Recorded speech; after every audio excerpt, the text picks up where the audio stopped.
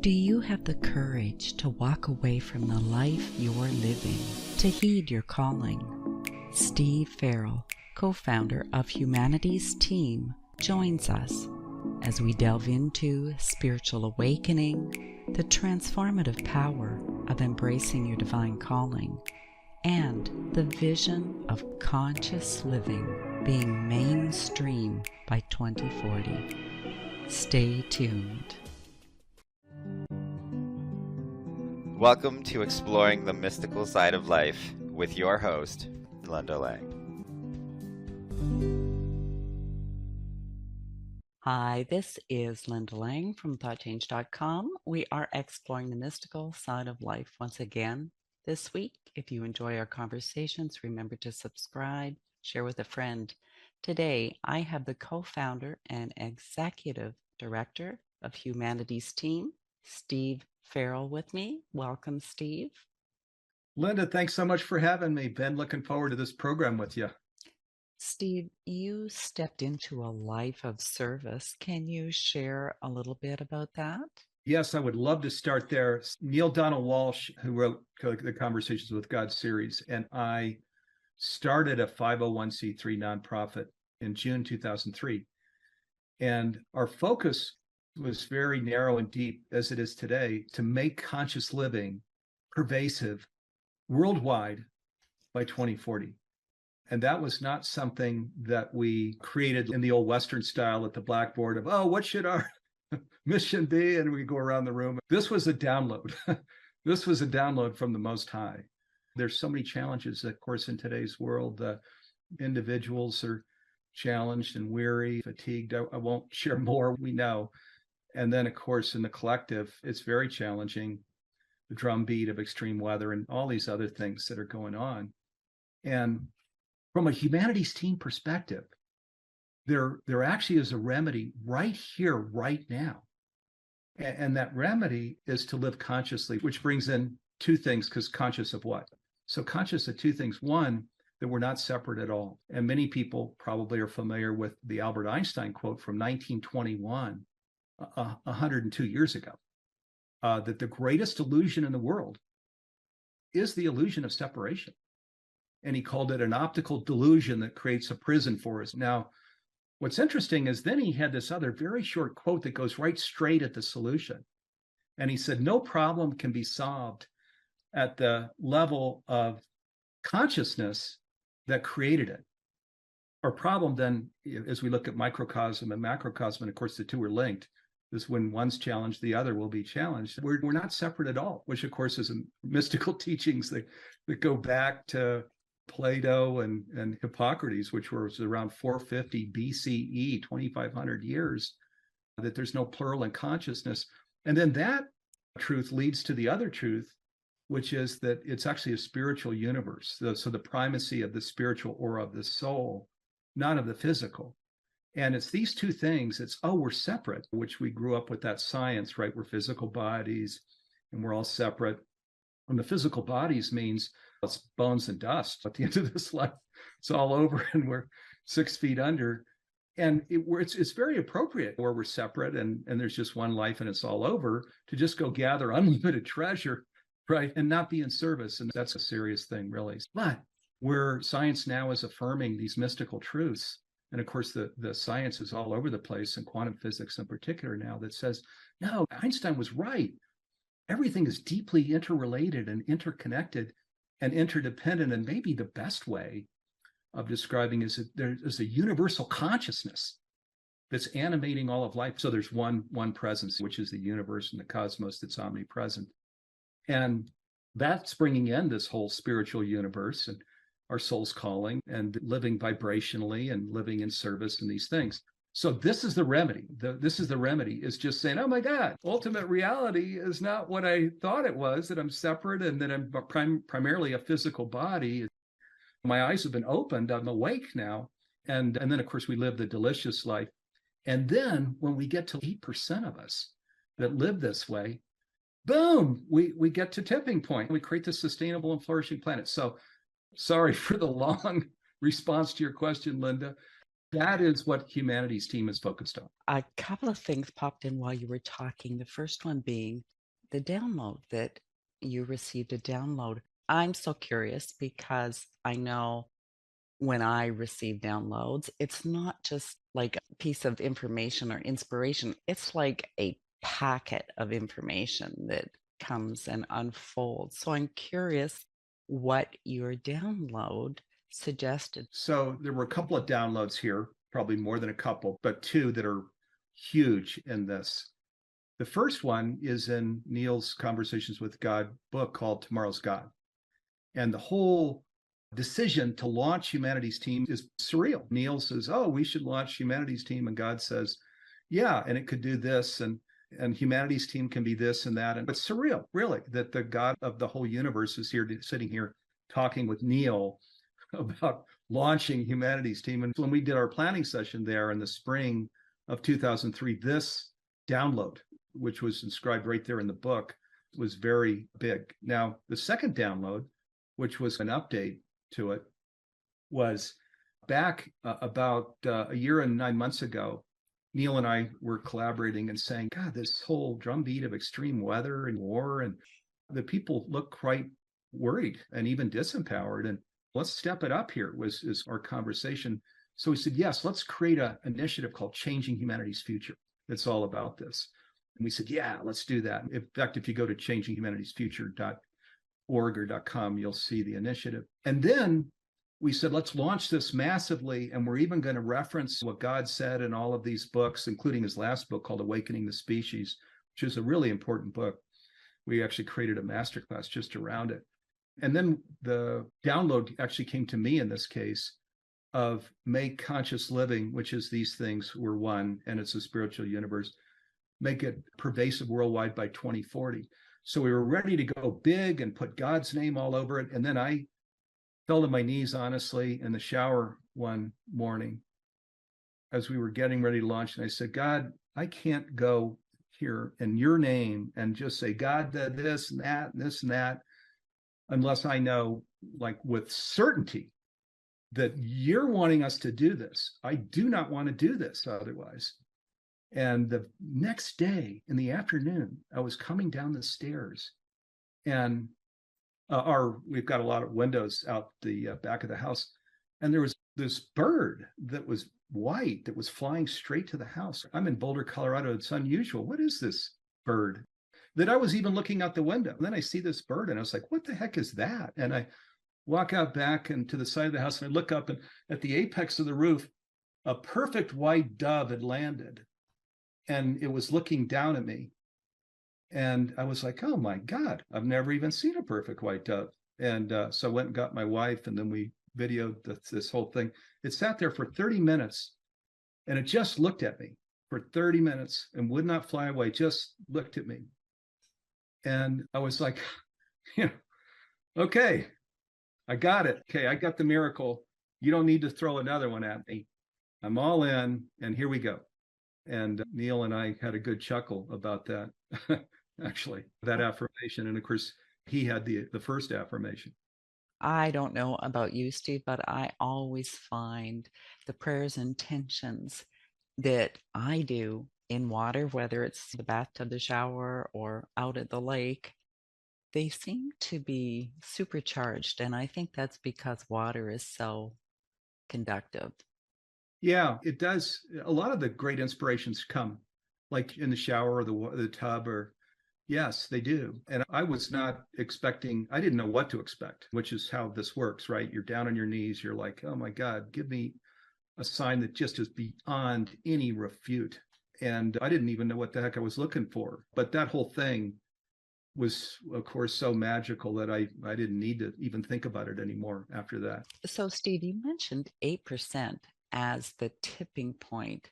In some ways, that's very encouraging, right? A lot of people think that number has to be higher, but 8% is still a good chunk of people on this planet.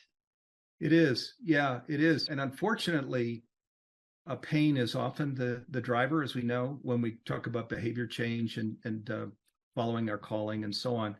And unfortunately, as we know, the pain is actually this drumbeat of pain is getting bigger, higher, stronger. And I think also post-COVID, people just really were feeling into what are my deeper values here? How can I live my life more in alignment with something that is meaningful to me, a purpose, an agenda? So our work is nothing but just taken off in Humanities Team. And one of the things that we were led to do as well was to create transformational education programs focused just on conscious living. We created a streaming platform that's really unbelievable. If you go into the library and look at the hundreds and hundreds of programs, video trainings, and the live programs and things, which is supporting people on the conscious journey. Education is the most powerful tool when we talk about the transformation of humanity. So it was another thing we were led to, of start in education, now create an amazing streaming platform, then create a one-for-one giveaway, one for each page subscription, all of these things. Our North Star, which comes back to really the first question you asked, Linda, is, and why I think I'm here, is before I transition, let's really allow this thing to come into its fullness, this 8%, where it's not everywhere yet, but it's so pervasive that people are like, wow, this, and they're looking at you and me and all of your viewers, right? They're conscious. That's why they're listening and saying there's something that seems pretty nice about what's going on here. This being state, and which is this delicious, what I call the delicious living, which is conscious living. And yes, so we get to that 8%, and I have no doubt, but that we'll flip right into it. Without question, there is a huge transformation taking place on the earth. And you're right, it does seem to be catalyst from pain and drama and trauma. Hopefully, we'll learn how we can grow and evolve through opening instead of through pain. Did the downloads highlight a path forward? The downloads that we get are just that there's a single mountaintop, which is this omnipresence, this perfect light, this perfect love, right? There's no omni path to that, up to and including Conversations with God books, and there are 9 of them. If people have read those books, the books go out of their way to share this is not the be all and end all. And of course, it also shares that you have to go within or you go without. So this is not Moses standing here with some tablet in his hand. People are invited to just take that wisdom in, bring it to your daily practice. Is this true for me? If it's not true, then throw it out. And if it is true, then to live fully into it.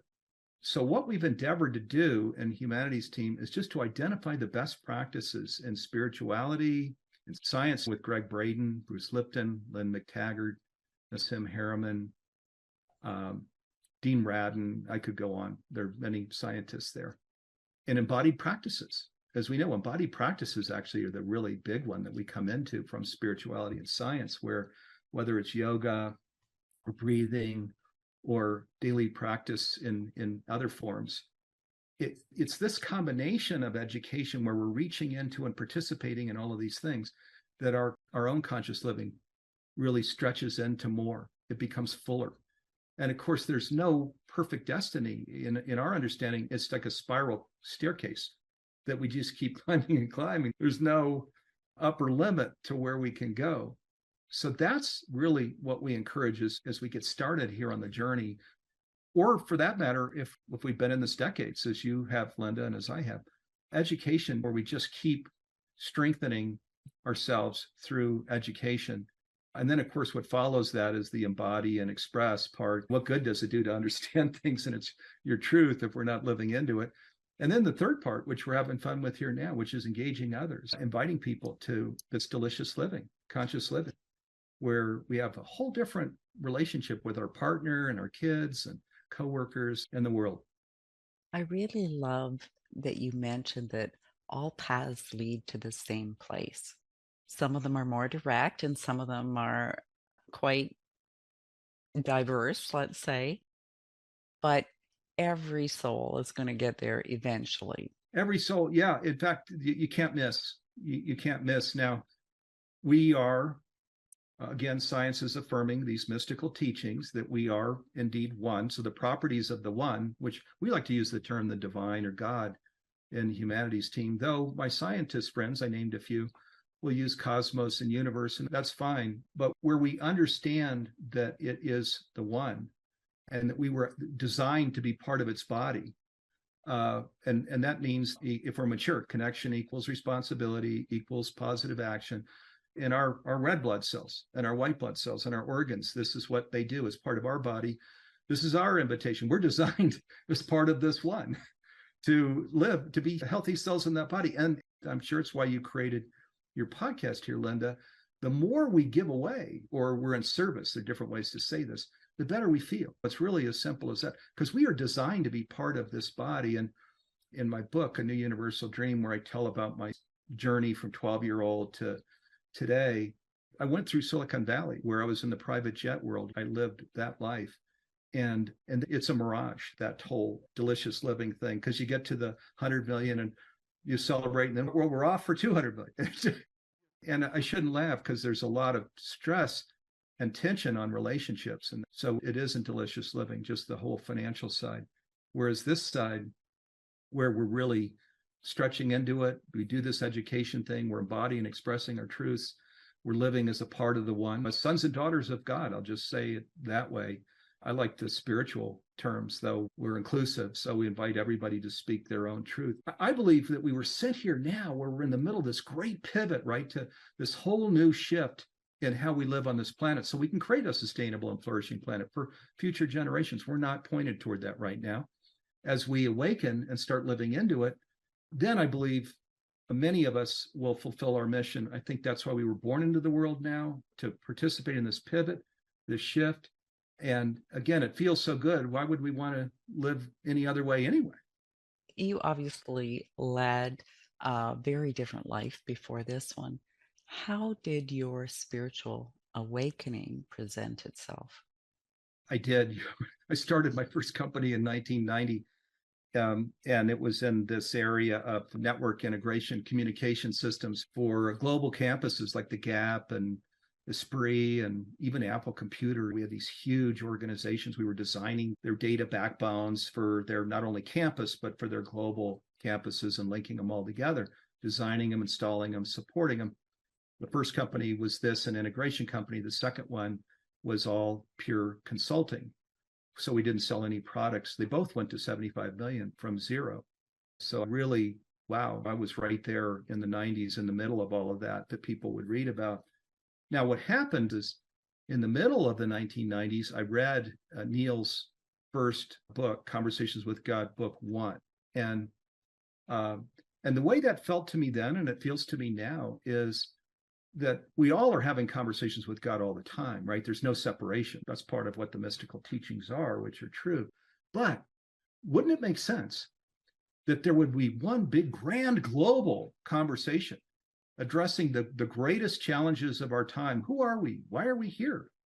And bam, book 1 comes out with all of this wisdom. And it wasn't just me, it was 137 weeks. So the book was on the New York Times bestseller list. So people all over the world were like, what?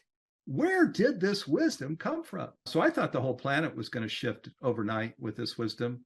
Turned out maybe everybody wasn't quite ready to take all of those steps. But this is where my personal awakening happened, and where day by day, week by week, month by month, my passion for just being a business person dropped away. And it was a calling, which I believe, again, your viewers are having even right now, a calling to conscious living, where God was saying to me, Steve, there's a much bigger role you can play. In some ways, this is a kid's game, growing these companies, and good for you, and you've learned a lot and so on. But there's a much bigger role for you than this. And so I listened and sold everything and left these business associations. And then I went on to co-found Humanities Team with Neale. Do you think that everyone has a calling? I do. And what was going on with me, so I'm going to share this, because if there's anybody viewing this program where they're not exactly sure what that is, this is what was going on for me. There was cognitive dissonance, okay, which was what led me fully into my calling. Because on the one hand, and I grew up as one of 7 with a single mom who worked full time, who was divorced, in a little home on the East Coast. And then I just shared, wow, I really went out into the fullness of that whole wealth creation thing, there was a part of me that was like, God, this is incredible. Private jets and private ski areas and things like that. And then there was the cognitive dissonance of, with everything going on in the world, is this really where you're supposed to be right now? And that back and forth thing. And as I was paying attention to that higher purpose voice, I'll call it my soul's calling, I then walked through all the doors that I was asked to walk through, leave this, leave that, move my family to Boulder, Colorado from Silicon Valley, start Humanities team, all these things. And the cognitive dissonance went away and this delicious living surfaced in its place. So yes, listeners are in that place that we all find ourselves in somewhere in our life of, wow, I'm just not sure. You will be led. Okay. Just take that time to go into your daily practice and ask the question of, what am I being led to? What is my invitation here? What's my station in life? I promise you'll be given clarity and as to the vision, and as has been stated over time, wherever there's vision, you're always given provision. So the provision, all of that support will come. Just trust. And I did these things. And so the clarity comes to that question of, why am I here? But then there's so much more as we trust and go out on that journey. And I am completely confident that first part of your life served a very important purpose to help you fulfill the calling. It did in so many ways. In so many ways. One is I was the middle kid when the 7. The middle kids listen. They're not out. They're not the speakers on stage and stuff. That's not what the middle kids do. The middle kids just listen well and they connect well and they're trusted by others and stuff. I had a great deal to learn about everything, about how to go out and talk about things that I believed in, and then to create teams and recruit, and then create a culture where we could really create great things together. I didn't know any of that stuff. I had to learn all of that stuff. And there was so much more with the conscious journey. Again, this is why I wrote my book, because I wrote it for people on the conscious journey. On the one hand, there are incredible opportunities, and we've come back to them several times, Linda, where we talk about this delicious living and we're following our calling and things. And I know people can feel that in our words. On the other hand, there were huge challenges where I left IBM to start my first company. In 1990, entrepreneurship was not the thing. It was like, what are you doing? Leaving this career. And then if you thought that was bad, wow. At the end of the 90s, when I said, there's a spiritual calling here, I'm selling everything, I'm leaving these business associations. Governor Newsom was in my chapter, my business, and other people like him. And I left them, said goodbye. I got a spiritual calling.